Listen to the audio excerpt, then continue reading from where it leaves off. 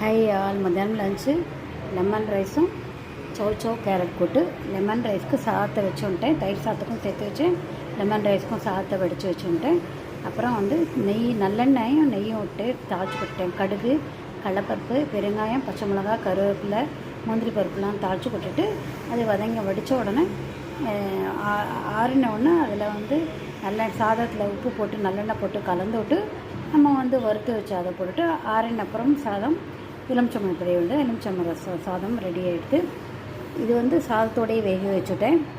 கேரட்டும் சௌச்சவும் உப்பு, மஞ்சப்பொடி, பைத்தம்பருப்பு 2 படி போட்டுவிட்டு வேக வச்சுட்டு தேங்காய், ஜீரகம், மிளகு, ஒரு காஞ்ச மிளகாய் போட்டு அரைச்சிட்டு அப்புறம் அரைச்ச விழுதியும் அந்த வெந்த காயில் போட்டுவிட்டு கடுகு, உளுத்தம்பருப்பு, பெருங்காயம் தாளிச்சு கொட்டை. இதுதான் இன்றைக்கி மெனு. தயிர் சாதம் வச்சுருக்கேன், தயிரும் வறுத்துருக்கேன். இந்த மெத்தட் செஞ்சு பாருங்கள். தேங்க்யூ ஸோ மச் ஃபார் வாட்சிங். கமெண்ட் பண்ணுங்கள், சப்ஸ்கிரைப் பண்ணுங்கள்.